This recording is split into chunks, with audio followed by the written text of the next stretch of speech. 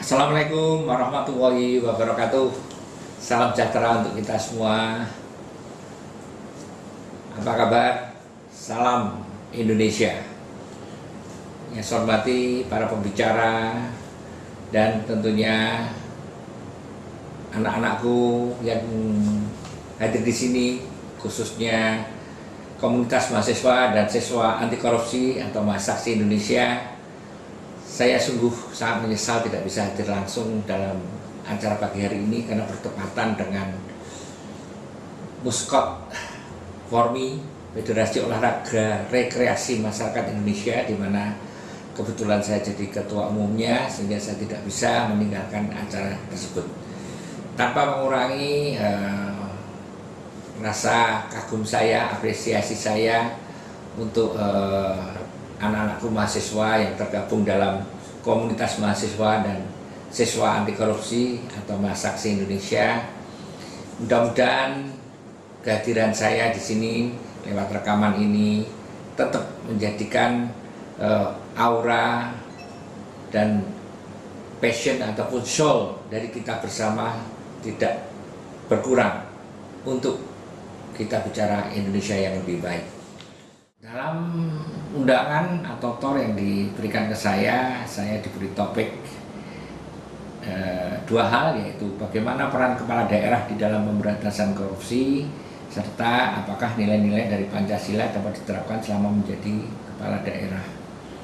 Sebelum saya lanjutkan, tentunya saya ingin juga menyampaikan Dirgahayu Pancasila, Dirgahayu Indonesia, dan mudah-mudahan acara pagi hari ini dalam rangka memperingati Hari Lahirnya Pancasila akan menjadikan obor dan tak kunjung padam untuk semangat kita bagaimana Pancasila menjadi dasar ideologi, dasar haluan negara, dan sekaligus juga dasar filosofi kehidupan berbangsa bagi seluruh rakyat Indonesia. Baik, topik pertama, bagaimana peran kepala daerah di dalam pemberantasan korupsi?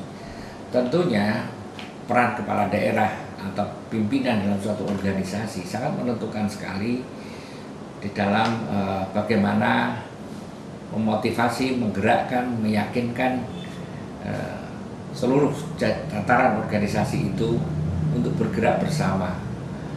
Saya 10 tahun jadi kepala pelayan masyarakat Kota Yogyakarta.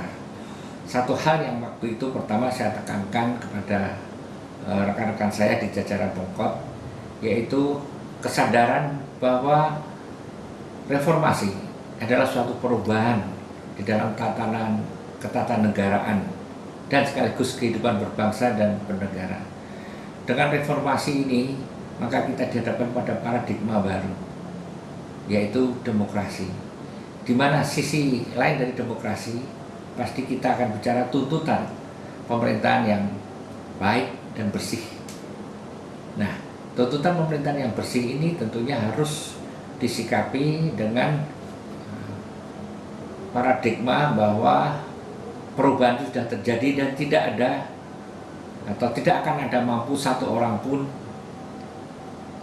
yang mampu menghentikan bola salju yang menggelinding dari proses reformasi, dari tuntutan pemerintahan yang bersih ini. Nah, saya selaku kepala, di mana hakikatnya saya adalah dirijen, maka pertama saya juga harus membuat partitur bagaimana agar irama dari birokrasi itu sejalan dengan keyakinan saya, yaitu pemerintahan yang baik dan bersih adalah suatu keharusan yang suka atau tidak suka harus kita jalankan.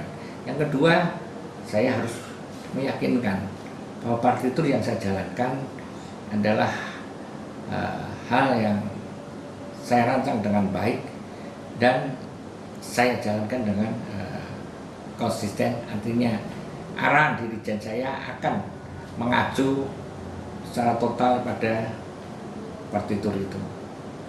Nah, artinya peran kepala daerah sangat penting sekali di dalam kalau kita bicara pemberantasan korupsi, khususnya di lingkungan birokrasi. tanpa ada drive dari kepala daerah, maka pasti organisasi itu tidak akan jalan, karena proses ini adalah proses ke depan. Proses ini adalah suatu proses yang kuat, sebetulnya adalah proses mengimplementasikan impian. Nah, tugas seorang pemimpin adalah pemimpi, di mana dia harus terus menderivasi mimpi-mimpinya menjadi aplikatif. Saya selalu berbicara pada dua hal, yaitu sistem dan nilai. Kadang nilai saya angkat dulu, kemudian sistem saya ikutkan atau mengikuti, atau kadang sistem dulu saya angkat, kemudian nilai-nilai saya bangun untuk mengikuti. Dua hal itu harus seimbang kalau kita bicara membangun pemerintahan yang bersih, pemerintahan yang tidak korup, karena dua hal itu penting sekali. Kalau kita bicara hanya sistem tanpa bicara nilai, maka orang hanya akan berpikir bagaimana mensiasati sistem itu. Tapi sebaliknya, jika kita hanya bicara nilai tanpa membuat sistem, maka orang akan kebingungan bagaimana mengimplementasikan nilai-nilai itu dalam check and balance, dalam controlling dan sebagainya. Jadi intinya, peran kepala daerah adalah mutlak. Visi kepala daerah akan menentukan akhirnya visi dari pemerintahan itu. Karena hakikatnya kepala daerah adalah dirjen yang mempunyai kekuasaan untuk membuat partitur yang akhirnya dimainkan oleh seluruh birokrasi. Kemudian yang kedua adalah nilai-nilai dari Pancasila dapat diterapkan selama menjadi kepala daerah. Saya pernah mention di tweet beberapa waktu yang lalu bahwa kalau kita bicara Pancasila, maka kehidupan berbangsa dimulai dari sila pertama. Dasarnya, kemudian kita bicara sila kedua, tiga, empat, kelima, di mana terakhir adalah keadilan sosial bagi seluruh rakyat Indonesia.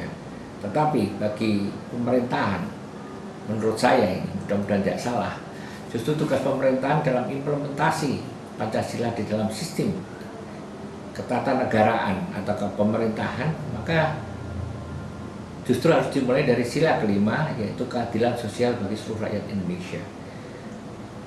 Dari sila kelima ini, bagaimana pembangunan ekonomi, bagaimana kebijakan afirmatif adalah selalu harus bertumpu pada keadilan sosial bagi seluruh rakyat Indonesia.